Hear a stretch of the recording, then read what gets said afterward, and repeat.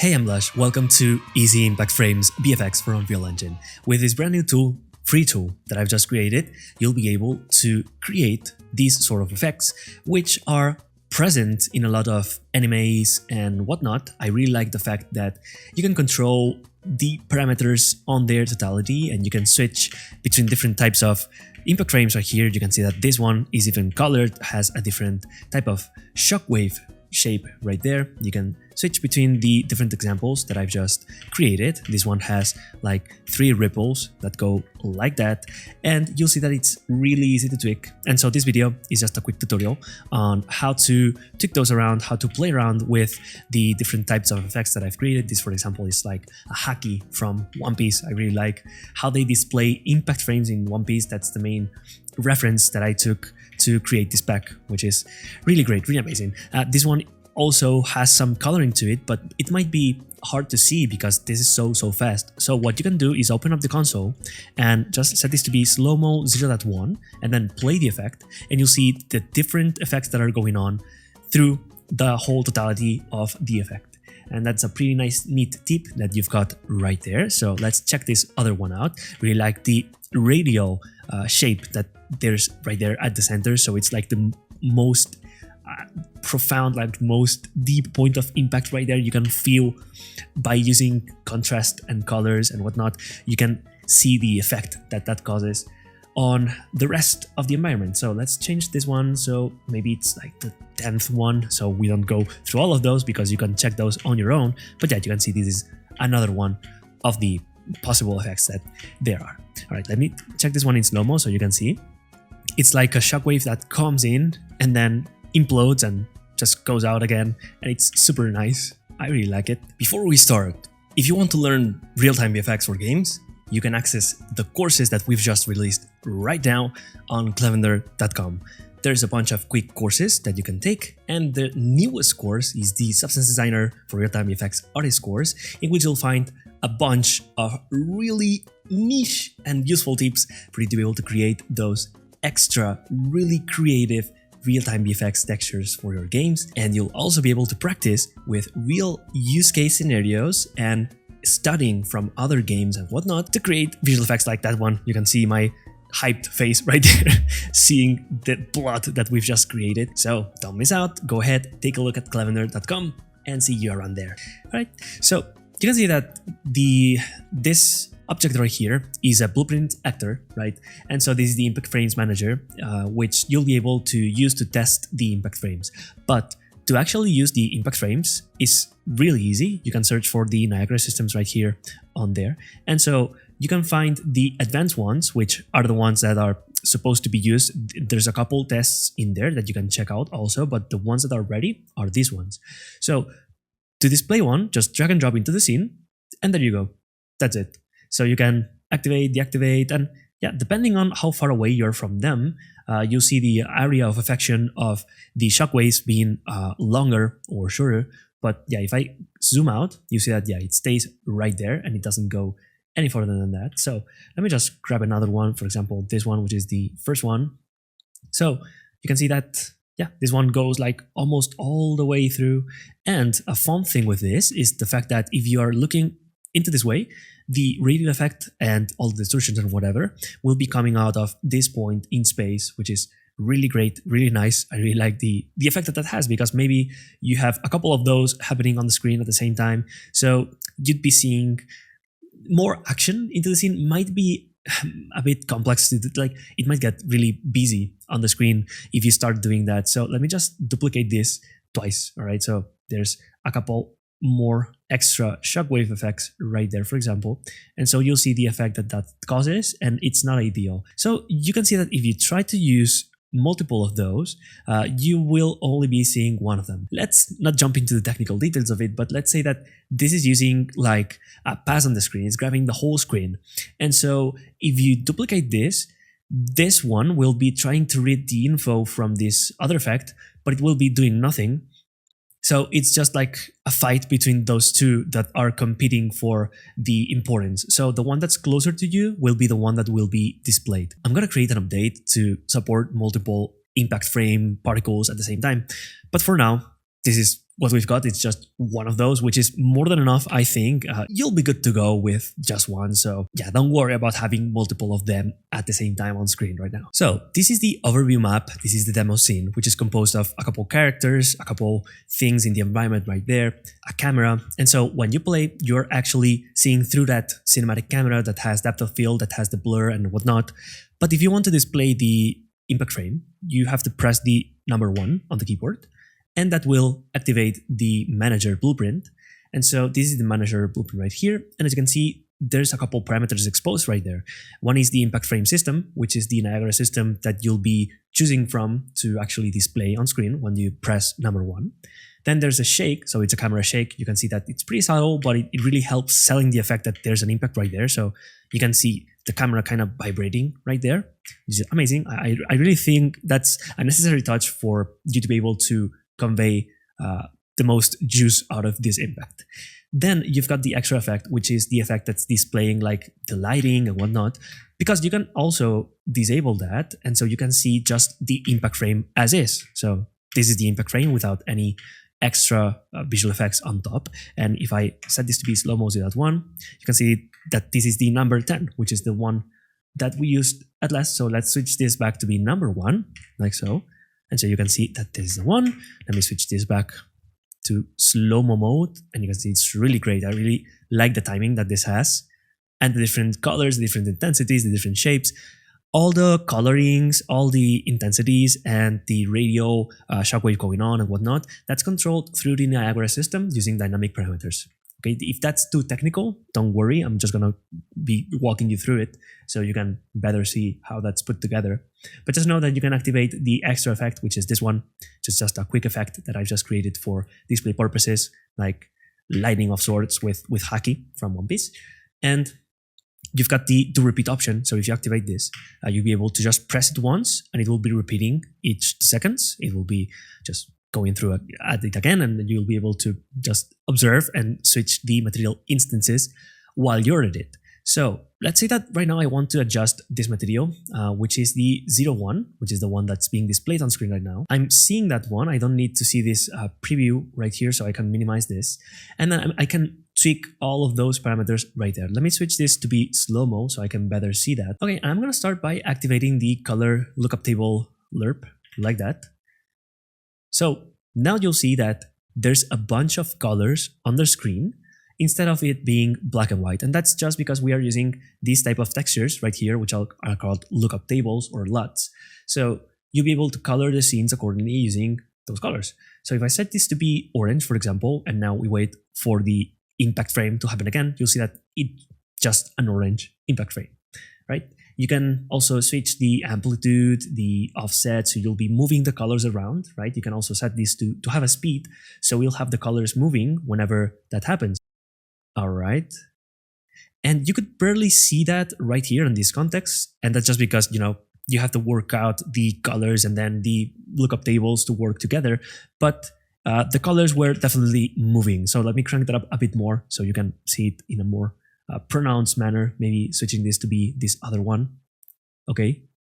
Yeah, so you can see some of the colors going like that. Okay, that's not ideal, but you know, there's a function. There's the option for you to do that. Besides doing that, you can adjust the core element, that shockwave that goes on right there. Let me set back the color lerp to 0, so it's got just black and white colors. So as you see, the shockwave is first just pure white, and then it becomes black. So it starts like black, and then it goes to white, and then it goes back to black. So let me switch this. So maybe this one is blue. Maybe let's set this to pink so it's easier to see. And now you can see that when the screen is white, the core, the shockwave core that's going on there is pink.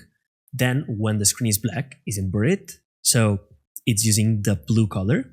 And then it goes back to pink again. There's cases in which the color of that shockwave will not be properly represented because you will be using the colors on the Niagara system to switch the look of the actual impact frame. So for example, in this case, I'm using colors from the particle system to drive the colors that you can see right there. So these colors, the red tones and the purplish tones, are being given by the particle system. So if I access the particle system right here on Niagara, you see that there's an option for you to tweak this color curve right here. And so by doing that, you'll be switching the colors during the lifetime of the particle. By the way, there's also a lifetime parameter right there. So if you set this to be 1 second instead of 0.3 seconds, you see that this goes on for a whole second, which can be what you want for some scenes. So yeah, just know that there's the option to just elongate or shorten the lifespan of the impact frame. If I set this to be 0.1, you'll see that this is going super fast. So yeah, you can barely see the impact, but that could be like 1 or 2 frames, and that's about it. And that's really, really punchy. I really prefer that type of impact frame instead of the 0.3 seconds. But with the 0.3 seconds type of impact frame, you can be a bit more performative. You can create type of like a sequence with the impact frame, and that could be good. So it's a nice intermediate point for you to be able to have some motion into the impact frame. And maybe if a player is playing at 24 frames per second instead of 60, you'll be getting a couple extra frames here and there, so they can also enjoy the punch that will give. So it's completely up to you. And again, with this color curve right here, you'll be able to tweak the colors to your liking. So maybe I want to set this so it's blue at first and then it goes to red, maybe something like this, maybe super dark red. And I'm going to remove that white. So now if I press play, yeah, you'll see the effect that creates. It's giving just a blue frame at the beginning and then the rest is red all the time. So yeah, that would be cool. Right? So that's the way for you to be able to switch the colors around in the particle systems to do that type of effect. Then there's also the alpha right here. So this is the alpha, like the transparency of the effect. So if you adjust that, you'll be making it so it's going to be blending back to normal. Right? So you can see that the gradient that's slowly fading away and removing all the elements from the impact frame from the screen. And it's just becoming the normal type of scene again. So yeah, that's the alpha parameter right there. So you can make it so it's never gonna be reverting to original. So it's just gonna be popping in and out. Let me just play this. So you can barely see that if I did like that, but if I use slow-mo, you see that there's a moment in which it completely disappears and there's it. There's no smooth transition coming back and blending into the reality, right? It's just either impact frame or no impact frame, which can be good. Can be good for some use cases. I prefer having a bit of just, blending in. So I set this to 0 and this one maybe at around right there, maybe 0.9 or 0.8 or 0.7, something around there should be good. And so you'll see that right now there's a quick blending out of that right there at the end. All right. Awesome. That's easy to understand, I hope.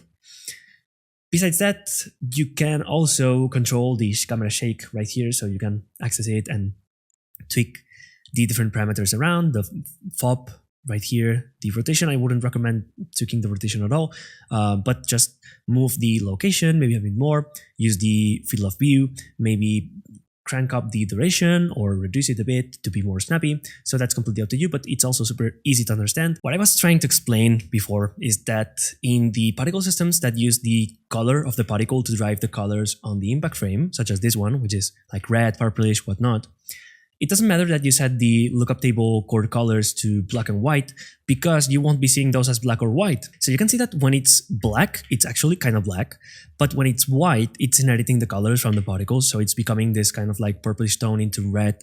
So like that, I want to activate this option here, which is the lookup table core over the particle color lerp. So if I activate this, set this to 1, now the colors will be properly represented. So it's either black or white, and that's it. It's not inheriting any colors. So we are effectively separating the colors of those. Let me switch. So whenever it should be black, now it's blue. And whenever it should be white, then maybe let's set this to this type of orangey color. Press play. And so, yeah, you can see that that's exactly what's going on right now. There's orange, there's blue. So we are effectively separating the colors right there. So that's the option. That's why it exists. And that's how you can use it. I can stop looking at this. Like, I really like how it turned out and I'm really proud of it. So if I disable the shake and the extra effects for eye candy, you can still see the shockwave that's going on there with the impact frame.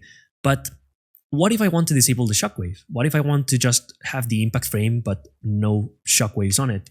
Well, it's super easy to do. You can access the particle system right here. You can access the sprite renderer, and then there's the material. Double click on that. To disable the shockwave, you have to access the lookup table core section right here on the material. And you would think that that would be the amplitude, but that's not the case. You actually want to use the lerp. Lerp is like linear interpolation, which is a technical type of term, but it's essentially telling you that this is an activation type of parameter. So it means that if this is 1, it's going to be activated. If it's 0, it's going to be deactivated. So set this to 0, okay. And now if I press play, you see that no shockwave is appearing right there. So let me just move this a bit. And so we can see that on full screen.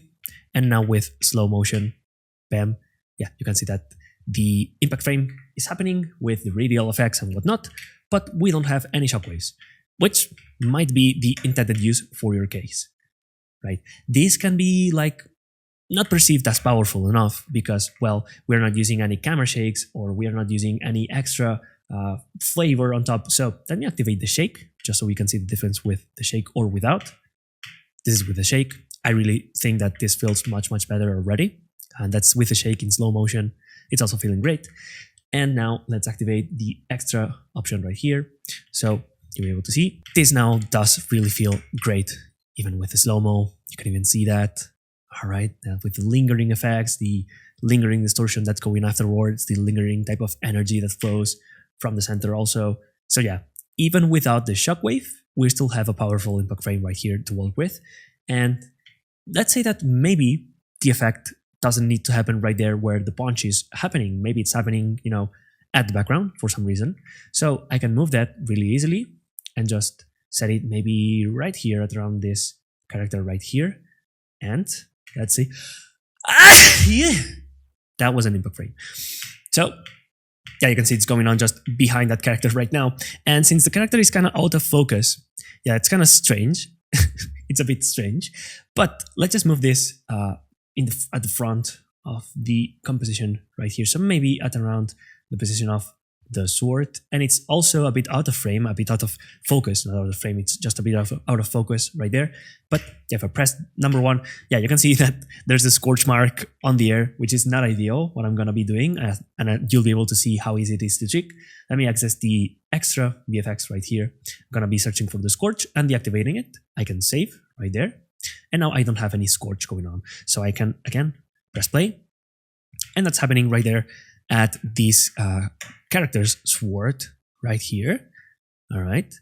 And yeah, it would be a matter of adjusting that. So it might look best with some other sort of combination and color combination or effects combination right here.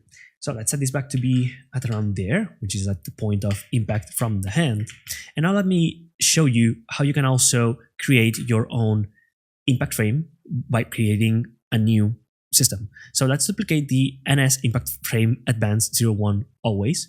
Let's duplicate this one and call it custom. So we know that this is our version. Okay. And now I'll be accessing the manager right here and setting this to be the custom one. So custom, and yeah, that's the custom one that we just created. Awesome. Then we'll go into this material right here, which is the frame advanced. Let's duplicate that one also. So let's create another, or duplicate, either better than creating a material instance. Let's name this custom. All right, and let's assign this here. So this custom material is inside the custom Niagara system that we just created. Nice. All right. Now, inside the Niagara system, there's a module right here, which is the dynamic material parameters. With this one, we're going to be able to tweak the intensity, the saturation, contrast, the inversion, the boost, the size, the lookup table core pen, which is the shockwave panning. And there's an extra node right here that we're not going to be using. But you can see that this is all a bunch of curves, right? And the intensity of set curves is going to be set right here on the curve multiplier. So in this case, this is telling Unreal that at the 0 point in time keyframe, this should have an intensity of, well, 1, because 2 by 0.5 is 1. So it's like doing math, but it's not too complex. You can do basic addition, subtraction, and multiplication. So I'm sure that this will not be a problem for you. But again, at the 0.2 point in time keyframe, I'm setting this to be power of 2, like intensity 2. And so 2 by 2 is actually 4. So we are going from 1 into 4 in terms of intensity. And then at the end, like at 0.6 point in time, I'm going back to 1. So this is essentially 2 because 2 by 1 is 2. So we're going from 1 intensity to 4 intensity to 2 intensity in a stepped type of manner, because we are using the, right here, we're using a type of like interpolation that's called constant. So it's just going to be one value or the other. It's not going to have like a smooth curve that's blending those between. And that's important because in terms of impact frames, what helps selling the effect is having those type of constant switches, constant interpolations with the parameters. So I tend to be using the same points across all that thing. So at 0.2, right here, I'm changing. And at 0.2, I'm also changing here. But also at 0.6, I'm also changing, which I was also doing in the first one. All right. And you can see that it follows the same pattern right here. So at 0.2, at 0.6, 0.2, 0.6, you can see the value right here.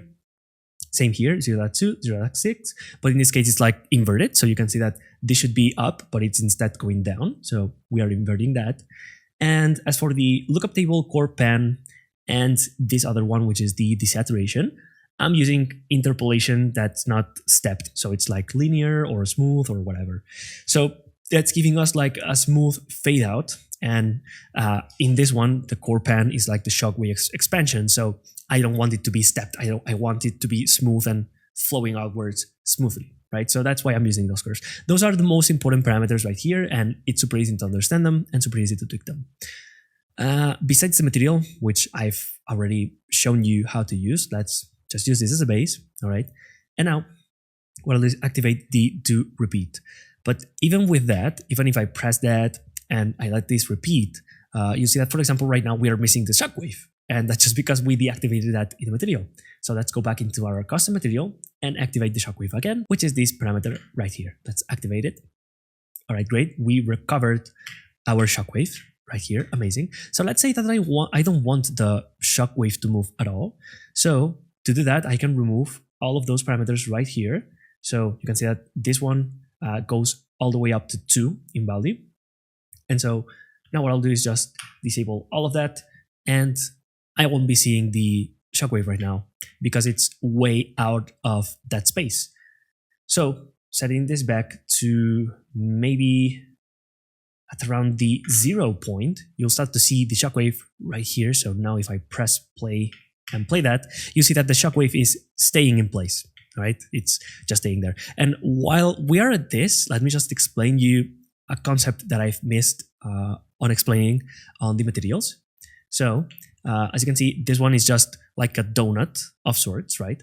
But now if I access the custom material right here, there is a parameter called lookup table core mask. There's 6 of them, all right? And so this one is using the radial core lookup table 01 end. If you use the version that's not ending on end, you'll see that instead of having the donut shape, it's just like a closed type of circle instead of being like a ring, right? So it's encompassing the same range and it has the same type of coloring and stepping and shapes, but you know, instead of being a ring, it's just a circle. If I set this to be the 02 end, you see the effect that that creates. It's another ring, but this one has an extra type of ring outside that's like kind of more grayish on that sense. So you can see it right there. There's like a gray type of ring. Now, let me switch this to be the one without the end. And yeah, you can see that it's the exact same thing, but now it has the extra type of ring, grayish type of ring around. As for the lookup table 03 end, I really like this one. It's like a, 3 rings that go on like that. So it feels really powerful. I really like the effect that that gives. And the exact same one, but without the ending end, is the same, but with a closed circle. Okay, I know you already got the hang of this, so let's just avoid mentioning it ever again. So let's keep this one for now. And now let me use the core pan right here to create a keyframe at the beginning. And let me create another keyframe right there at around 0.8 in time and set this to be -1 instead of +1. So you'll see the effect that that's creating. Now, this is like kind of like imploding. It's really, really cool. It's like going inwards, like so. All right, bam. And that's just because you're using negative values, because that's going inwards. So if you set this to be positive right now, it will be expanding in, that way, which is great. I really like it. Maybe it's a bit too much on the coloring. Maybe we should use the version of this shockwave that's not the closed one. Maybe we want the open one. So the end right there. Let's see the difference that makes. Awesome. I really like that one better. Like so. All right, you can feel the power right there. And that was really easy to do. So now I can just access the pen again, set this one. So the first one is 0, right? So let's set this back to, maybe let's do -0.5, -0.5 on both ends. And then at the middle, I'm going to create another one at 0.4 and set this to be like 0.5, for example. So it's going to go inwards, outwards, and inwards again. So now let's press play. And yeah, it's essentially happening, but let's just play that in slow-mo. So it's going out, going in like that. So it's choo, choo, like in and out. Amazing. So easy, right? Easy to understand, easy to do, easy to create, easy to modify. So that's our very own impact frame that we've just created right there. Let's create some coloring. Let's maybe add a couple extra colors right here and there. So complementary colors are usually great when creating impact frames because it's giving you the best contrast that you can get out of colors. So you need to find the complementary colors. In this case, orange would be complementary to blue. Reddish pink would be complementary to like greenish, bluish, celeste, turquoise. I don't know how to pronounce that, but like, yeah, that kind of teal type of color right there would be like pinkish, around purplish, around there, something around there. And then with purple, you have yellow as a complementary. So yeah, there's a bunch of complementary colors, but feel free to choose the ones that you like the most.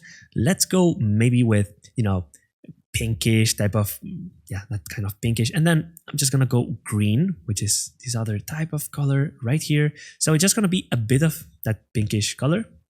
And then I want to recover the white at around there. And maybe while we're at it, I can set this to be black. So we're going to have a bit of color variation right there. I just, yeah, that's kind of strange. That's kind of weird. Looks like something like Boku no Hero Academia, like Midoriya doing some effects because it's like Midoriya's colors, right? So Midoriya is Midori. It's actually green. So the pinkish colors are the complementaries.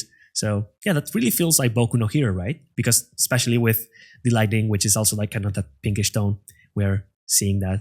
All right, I really like this effect. It really looks bold, especially with the dark type of shapes. I really like the contrast that gives. All right, so we've just created this cool impact frame with little to no effort whatsoever. Let me go through and show you the rest of the parameters that we haven't seen yet in this case.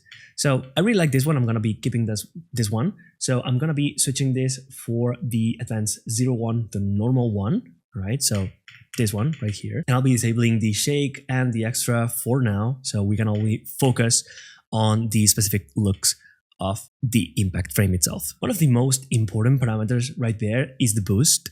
So this one kind of helps in defining where the colors will be switching.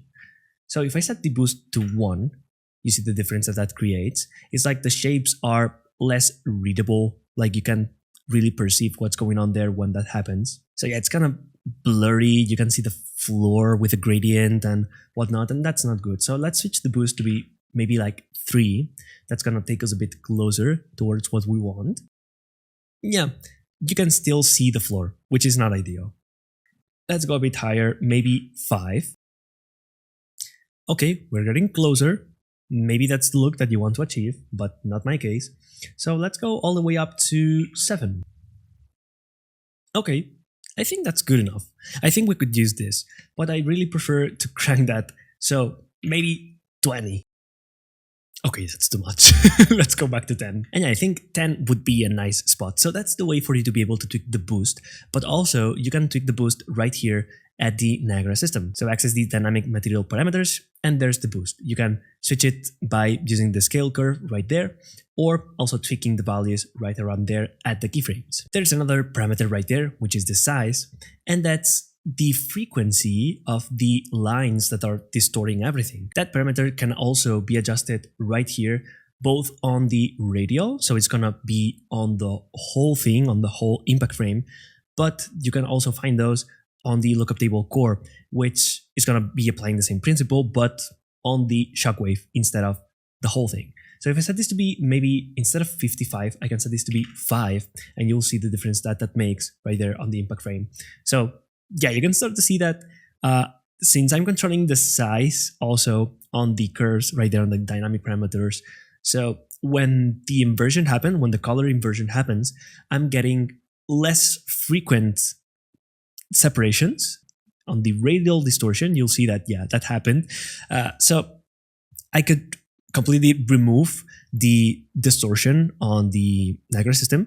So we have a constant scaling, but I feel like it's better to tweak the scaling a bit, so to give it a bit more flavor. That will also help because you are perceiving different shapes, even though it's super fast, you're perceiving different shapes, different intensities, so that kind of helps with the layering of everything. So yeah, setting this to 5, maybe it's not a great idea. Let's switch this back to be maybe 50, and that's something more like it. As for the speed, if I set that to 0, you see that if I now play this and set this slow-mo like that, you see that the lines are static. Maybe that's something that you also want, because that's more like a still type of freeze frame. It's an impact frame, but it's frozen right there in time. So yeah, if you want to freeze those, that's how you'd make it. I recommend keeping some speed to that, just to give it a bit of life. So yeah, a bit of movement really helps. And this is how it looks without any kind of impact frame movement, no shockwave, but with the extra effects on top and with the shake that's going on. So you can see that even with that, it's a pretty powerful impact frame right there. So let's use the slow-mo like that. So yeah, you can see that even if the lines are not moving, we're still getting some bam into it.